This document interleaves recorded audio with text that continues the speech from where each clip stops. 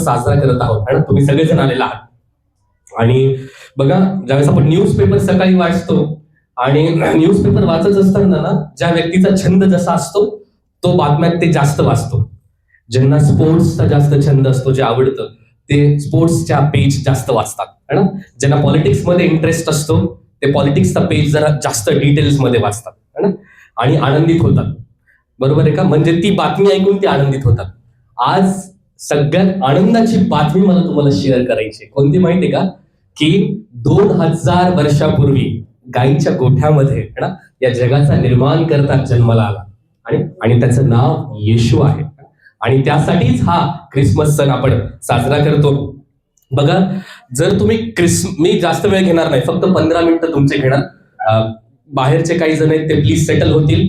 आतमधले जे काही जण आहेत फक्त 15 मिनिट्स तुमचा मोबाईल जर प्लीज सायलेंटवर टाका 15 मिनिटासाठी. बाहेरचे काही जण असतील ते थोडं सेटल होतील. ओके, जर तुम्ही ख्रिसमस या शब्दाचा अर्थ जर बघाल है ना, त्याच्या नावामध्येच त्याचं मिनिंग आहे है ना. जर त्या शब्दाचं विभाजन आपण करतो ना, ख्रिसमस, ख्रिस्ट म्हणजे क्राइस्ट म्हणजे कोण? येशू. आणि मास म्हणजे कोण? सर्व्हिस. आणि सर्व्हिस किंवा गॅदरिंग, आपण जे सगळे जमलेलो आहोत. जर ख्रिसमस मधून क्राइस्टला काढून टाकलं ना, त्या ख्रिसमसचा अर्थ होत नाही, त्याचं काही मिनिंग होत नाही. राईट. आणि म्हणून ख्रिसमस मध्ये क्राइस्ट म्हणजे कोण? म्हणजे येशू ख्रिस्त, ज्याला देवाने पाठवलं, जो देवाचा अभिषिक्त आहे. जर त्याला ख्रिसमस मधून काढून टाकलं त्या शब्दामधनं, तर ख्रिसमस साजरा करण्याचा काही अर्थ उरत नाही. कारण त्यामुळेच त्या पर्सनॅलिटीमुळेच आपण ख्रिसमस साजरा करतो. पुष्कळ जणांचा विचार काय असतो माहिती आहे? मलाही लहानपणी काय वाटायचं, ख्रिसमस म्हणजे काय, मला जसं वाटायचं सॅन्टा क्लॉज, ग्रीन ट्री, इथं लागते Christmas tree, decorations, party, dance, गाणे, यालाच क्रिसमस म्हणतात. पण आज मला तुम्हाला सांगायचं रिअल ख्रिसमस म्हणजे काय.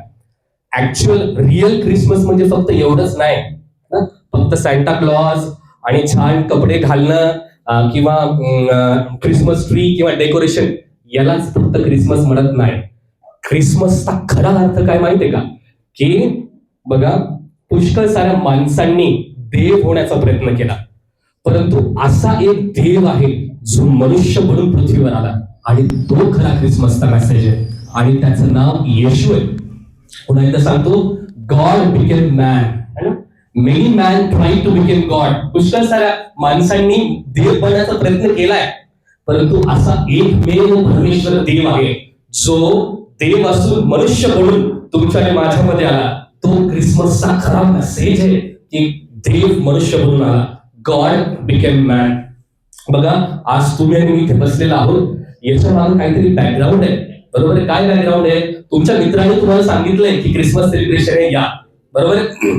त्याच्या मागची काही कहाणी आहे ना, तुम्ही इथे बसलेला आहोत. पण याही पलीकडे जाऊन मला तुम्हाला आज सांगायचंय की तुमच्या आई वडिलांनी तुम्हाला जन्म द्यायच्या अगोदर देवाने त्याच्या मेंदूमध्ये ऑलरेडी तुम्हाला जन्म दिला होता. मी पुन्हा एकदा माझं वाक्य सांगतो है ना. तुमच्या आणि माझ्या आई वडिलांनी तुम्हाला मला जन्म देण्याच्या अगोदर, कितीतरी अगोदर, देवाने ऑलरेडी त्याच्या मेंदूमध्ये तुम्हाला मला जन्म दिला होता. म्हणजे तुमचं इथं बसणं, माझं इथं उभं राहणं पर्पजफुल आहे, एक उद्देश आहे. सहजच आहे असं नाही है ना. सर आपण येऊन बसलो, मला कोणीतरी सांगितलंय आणि म्हणून मी येऊन बसलोय, असं नाहीये प्रियानो. याच्या मागं एक उद्देश आहे प्रियानो. आणि ज्यावेळेस आपण बॅकग्राऊंड बघतो क्रिसमसचा, थोडक्यात मला तुम्हाला शेअर करायचंय. बॅकग्राऊंड काय? 6000 वर्षापूर्वी देवाने त्याच्या शब्दाच्या द्वारे सृष्टीची निर्मिती केली. एक किती अमेझिंग गोष्ट मला तुम्हाला सांगायची आहे. देवाने माणसाला नंतर बनवलं, परंतु माणसाला ज्या लागणाऱ्या गरजा आहेत त्या सगळ्यात पहिले बनवल्या. म्हणजे परमेश्वर किती महान आहे ना. आज आपण विचार करत बसतो की माझं काय होईल, काय होईल, काय होईल है ना. सगळ्यांना आज एक कॉमन प्रश्न तुम्हाला मला सतावतो, कोणता? माझं काय होईल. लहानापासून तर मोठ्यापर्यंत ना. लेकरांनी जर होमवर्क नाही केलं तर माझं काय होईल, मॅडम मला मारेल. मला चांगलं आठवतं, आम्ही इम्युनायझेशन मध्ये होतो. मी एका बाळाला इंजेक्शन देत होतो आणि तो होता 4 वर्षाचा, 4-5 वर्षाचा. मी इंजेक्शन लोड केलं आणि त्याला देत होतो. तो काय म्हणत होता? आता काय खरं नाही, माझं काय होईल. म्हणजे लहानापासून तर सगळ्यांपर्यंत हा एक प्रश्न सगळ्यांना सतावतो, कोणता? माझं काय होईल, माझं काय होईल. लग्न कधी होईल, लेकर कधी होईल, जॉब कधी लागेल, काय होईल काय. परंतु मला सांगू द्या, परमेश्वर किती महान आहे ना. माणसाला बनवण्याच्या अगोदर देवाने माणसाला ज्या गोष्टी लागणार आहेत त्या बनवल्या त्याच्या शब्दाच्या द्वारे. काय बनवलं? तो बोलला, सूर्य, चंद्र, ऑक्सिजन, फूड सगळं काय त्याच्या शब्दाच्या द्वारे निर्माण झालं. हे हा परमेश्वर आहे. त्याला तुमची आणि माझी काळजी आहे. ऑलरेडी त्याने त्या गोष्टी बनवलेल्या आहेत. परंतु तुम्हाला माहितीये, त्याने माणसाला बनवताना, तुम्हाला आणि मला बनवताना शब्द नाही वापरला. तुम्हाला आणि मला बनवताना त्याने शब्द नाही वापरला, त्याने त्याच्या हाताचा वापर केला. त्याने माती घेतली आणि त्याचा एक मनुष्य निर्माण केला आणि त्याचं नाव आदाम ठेवलं. काय ठेवलं? इंग्लिशमध्ये तर ऍडम म्हणतात. तो क्रिकेटर ऍडम गिलक्रिस्ट नाही, त्याला आदाम असं म्हणतात आणि इंग्लिशमध्ये ऍडम म्हणतात. बघा, म्हणजे तुम्ही थोडं विचार करून बघा ना, सगळं सृष्टी शब्दाने झाली, परंतु तुम्ही आणि मी त्याच्या हाताने निर्माण झालो. म्हणजे त्याचा हात आपल्या प्रत्येक अवयवावर गेलाय. आपल्या बॉडी मधला फक्त ऑर्गनच नाही, तर प्रत्येक सेल त्याला माहिती आहे कुठे आहे. आणि त्या मनुष्याचं नाव त्याने काय ठेवलं? आदाम असं ठेवलं. बघा, ज्यावेळेस परमेश्वराने पाहिलं की आदाम एकटा आहे, हे योग्य नाहीये, त्याला अनुरूप असा सहकारी निर्माण करेल. आणि म्हणून देवाने काय केलं? आदामापासून एक स्त्री निर्माण केली, तिचं नाव हवा ठेवलं. जगातील सगळ्यात पहिली सर्जरी कोणी केली असणार तर ती परमेश्वराने केलेली आहे. फर्स्ट ऑपरेशन परमेश्वराने केले. कोणाचं? पहिल्या माणसाचं, आदामाचं. आणि काय काय काय तयार केलं? स्त्री तयार केली. तुम्ही थोडा विचार केलाय का? देवाने माणसाचं डोक्याचं हाड नाही काढलं की स्त्रीने डोक्यावर जाऊन बसलं पाहिजे, किंवा देवाने माणसाच्या पायाचं हाड नाही काढलं की तिला खालची जागा मिळाली पाहिजे.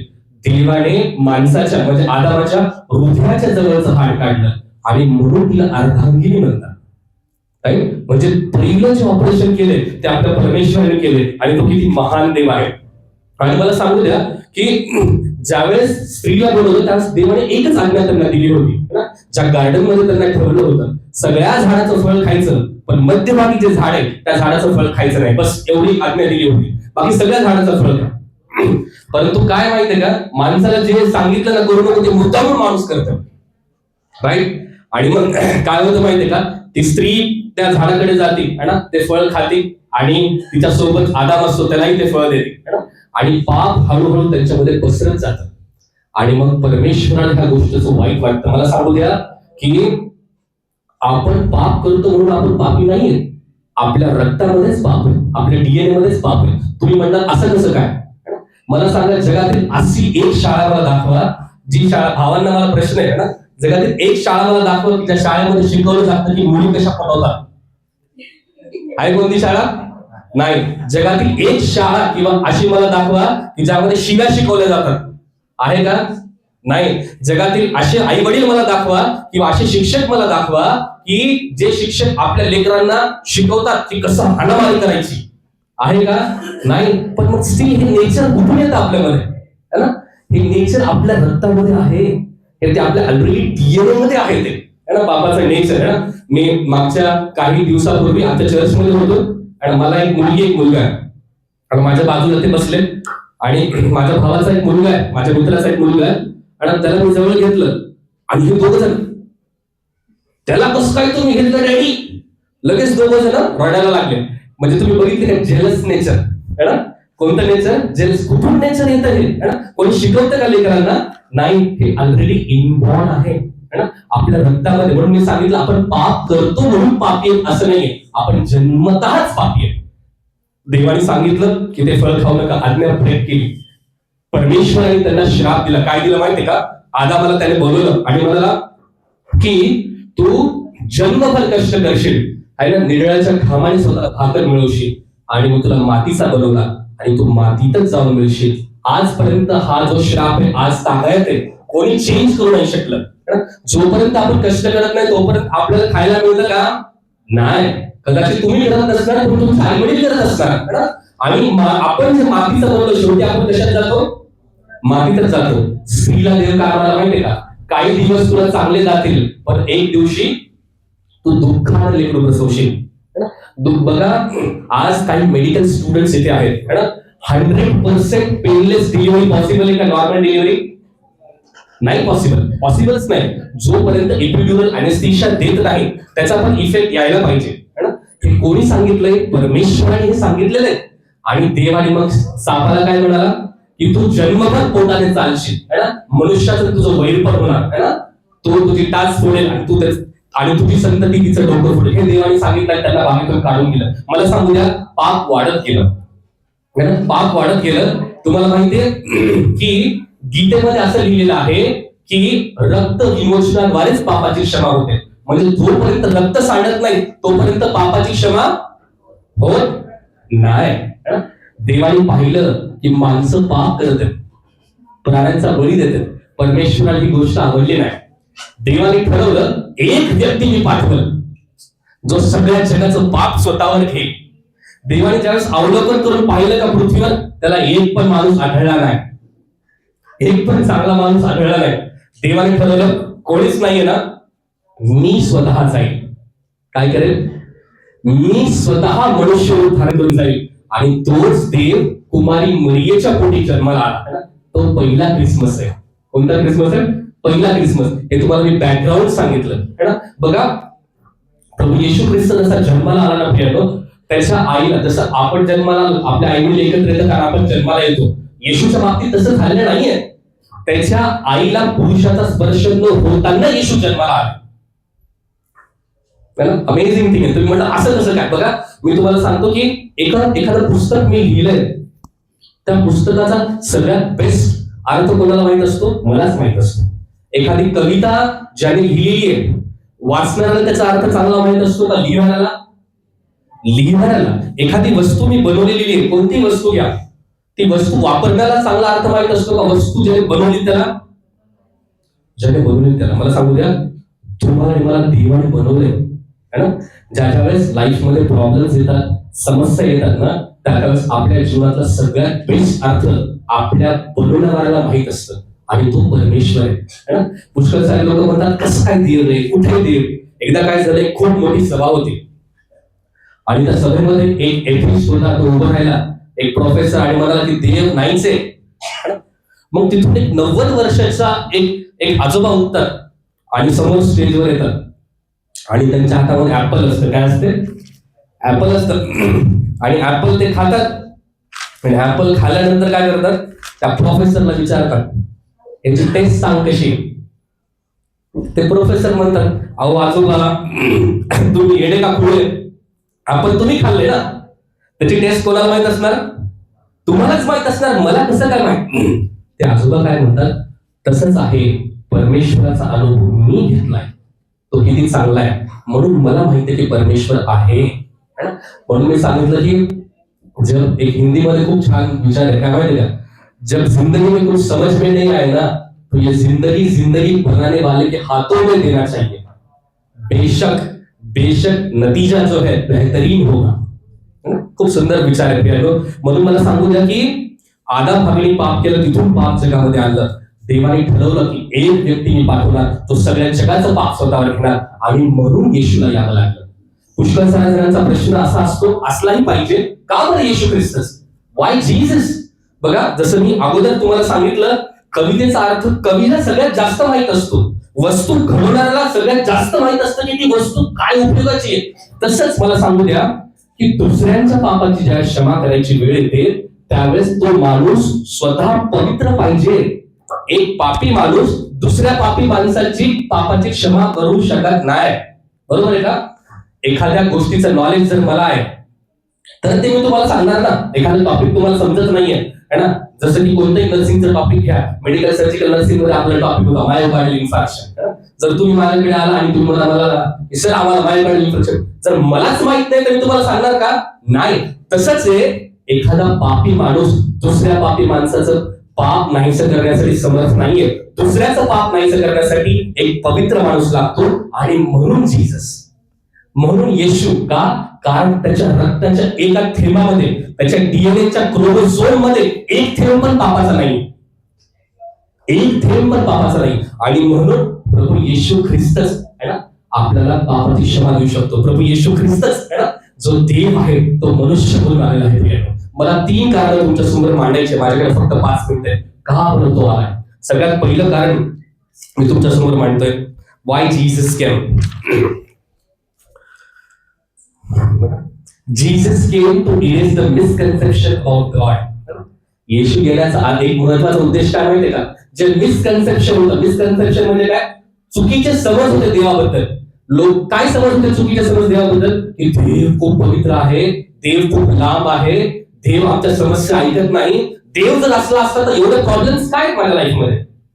हे सगळे चुकीचे समज होते. आणि म्हणून येशू आला. येशूने काय सांगितलं माहितीये का? मी दूर नाहीये, मी तुमच्या जवळ आहे. येशूच्या एका नावाचा अर्थ काय होता माहितीये का? इम्मॅन्युएल. इम्मॅन्युएल म्हणजे काय? आमच्या सोबत परमेश्वर, आम्हा बरोबर देव, आमच्या संत देव. म्हणून मला सांगू द्या, अशी जीवनातली कोणतीही परिस्थिती नाही प्रियांनो की ज्यामध्ये तो तुमच्या सोबत नाहीये.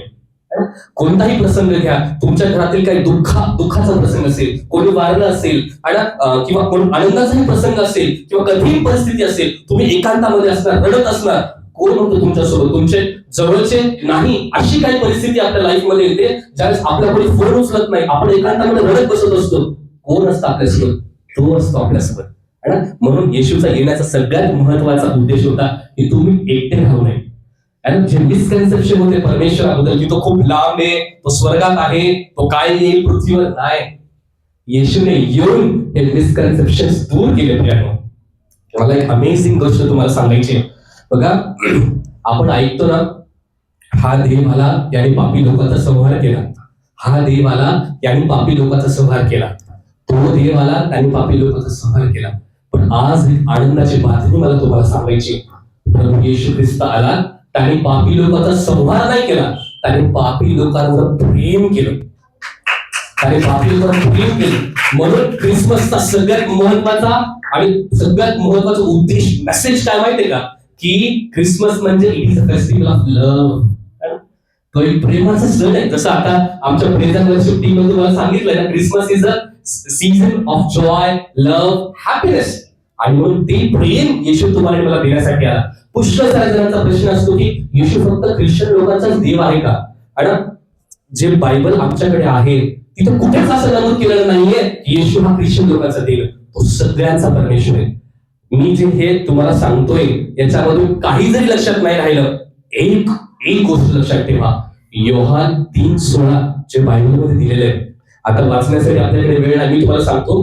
देवाने जगावर, तिथं असं नाही दिले एका विशिष्ट जमातीवर, देवाने जगावर, तुमच्यावर, माझ्यावर, रंग कोणताही असो, जात कोणती असो, काही असो, देवाने जगावर एवढी प्रीती केली की लव्ह सो मच की त्याने आपला एकुलता एक पुत्र दिला. कोणाला दिलं? येशूला दिलं. यासाठी की जो कोणी त्याच्यावर विश्वास ठेवतो त्याचा नाश होऊ नये, तर त्याला सार्वकालिक जीवन प्राप्त व्हावं.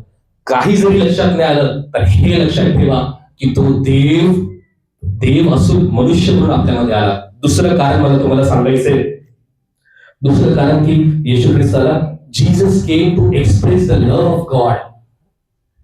येशू परमेश्वराचं प्रेम व्यक्त करण्यासाठी आलाय. म्हणून योहान 3:16 मी तुम्हाला सांगितलं. एक गोष्ट सांगतो म्हणजे तुमच्या लक्षात येईल. एकदा एक राजा असतो आणि एक प्रधान असतो. प्रधान जो असतो तो येशूवर प्रेम करतो. राजा प्रधानाला बोलवतो आणि राजा प्रधानाला म्हणतो, प्रधान असा कसा तुझा येशू, असा कसा तुझा देव, है ना, की तो स्वतः आला, है ना, त्याला त्या वधस्तंभावर देण्यात आला, त्याच्या हातापायामध्ये खिळी फुटले. तुझ्या देवाच्या हाताखाली कोणी माणसं नव्हते का?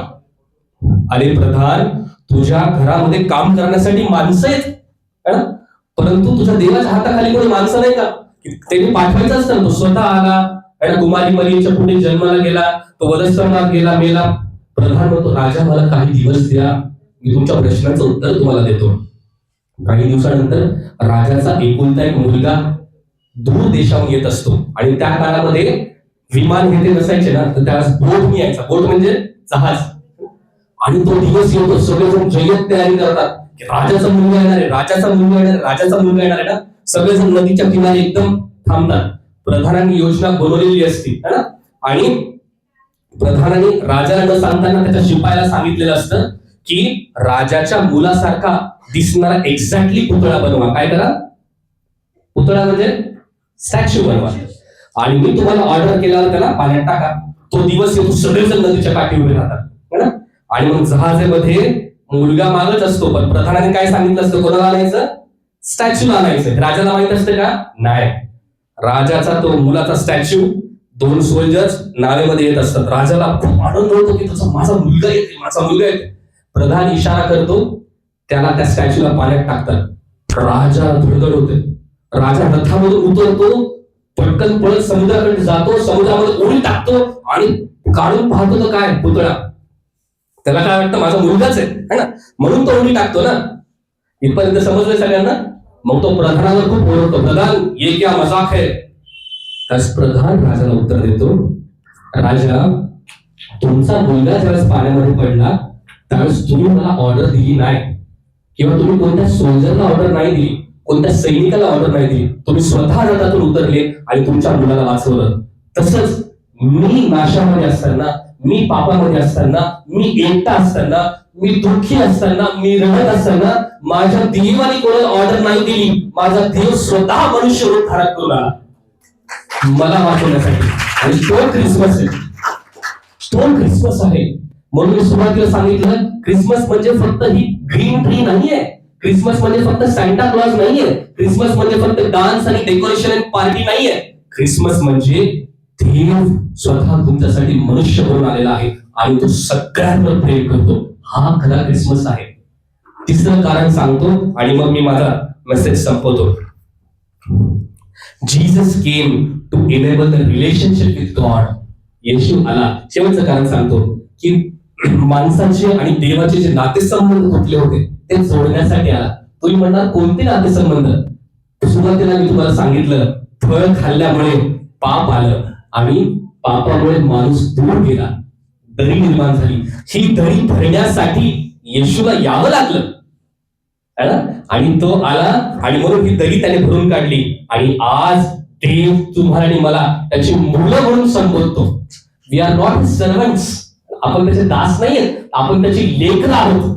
आपण त्याची लेकरं आहोत. यासाठी येशू आला, यासाठी येशू आला. मला सांगू द्या की एकाने विचारलं की how long is the love of God. एकाने हा प्रश्न विचारला की परमेश्वराचं प्रेम किती मोठं, किती लांब आहे. उत्तर काय होतं माहितीये का? परमेश्वराचं प्रेम इतकं मोठं आहे ना की जिथं जगाचं प्रेम संपतं त्यावेळेस परमेश्वराचं प्रेम तिथून सुरुवात होतं. जगाचं प्रेम कशावर संपतं तुम्हाला माहितीये? पैशावर. जगाचं प्रेम डिवोर्सवर. डिवोर्स झाला, संपलं. पैसे नाही दिले, संपलं. सेपरेशन, संपलं. भांडण झाले, संपलं. पण देवाचं प्रेम संपत नाही. देव तुम्हाला सगळ्या परिस्थितीमध्ये तो तुमच्यावर प्रेम करतो. This long is the love of God. दुसरा प्रश्न होता, how wide is the love of God. Wide म्हणजे काय? मराठीतून शब्द रुंद. परमेश्वराचं प्रेम किती रुंद आहे? उत्तर काय माहिती? खूप सुंदर उत्तर आहे की जगाच्या कोण्याही कानाकोपऱ्यात तुम्ही असा, कुठेही असा, देवाचं प्रेम एवढं रुंद आहे ना की ते तुम्हाला घेरून धरतं. ते तुम्हाला घेरून धरतं. हे परमेश्वराचं प्रेम आहे. हे परमेश्वराचं प्रेम आहे. तिसरा प्रश्न, how deep is the love of God. परमेश्वराचं प्रेम किती खोल आहे माहितीये की तुमच्या जीवनातलं कितीही कठीण प्रसंग असो, परमेश्वराचं प्रेम तिथपर्यंत जातं आणि तुम्हाला तुमच्या जीवनातल्या कठीण प्रसंगातून बाहेर काढतं. This is deep the love of God. आणि तुम्हाला माहितीये हे लव्ह ऑफ गॉड दाखवण्यासाठी येशू जन्माला आला. हे लव्ह ऑफ गॉड दाखवण्यासाठी येशू जन्माला आला. आणि मला सांगू द्या, पुष्कळ साऱ्या जणांना वाटतं की तो तर वधस्तंभावर मेला ना, परंतु ज्या कबरेमध्ये येशूला ठेवलं का, ती कबर आज इस्रायल देशामध्ये रिकामी आहे. ती कबर आज रिकामी आहे. का माहितीये? कारण तो तिसऱ्या दिवशी जिवंत झाला. तो तिसऱ्या दिवशी जिवंत आणि मरणावर विजय मिळवला है ना. याचं प्रूफ तुम्ही मला विचारणार, तुम्ही गुगलवर जाऊन सर्च करा, इस्रायल देशामध्ये असतील कबर रिकामी आहे. पुष्कळ साऱ्या कबरी आहेत, त्या कबरीवर फुलं उगवलेत, पण अशी एक कबर आहे जी रिकामी आहे. ती कोणाची आहे? ती येशूची कबर आहे. पुन्हा एकदा सांगतो, क्रिसमसचा सगळ्यात महत्वाचा संदेश हा आहे की देव आपल्यासाठी मनुष्य बनून आला आणि देव तुमच्या आणि माझ्यावर प्रेम करण्यासाठी आला. हा क्रिसमसचा सगळ्यात महत्वाचा मेसेज आहे. आय होप की तुम्हाला हे सगळ्या गोष्टी समजल्या असतील. Thank you so much. पुढचा वेळ मी आशिषच्या हातात देतो.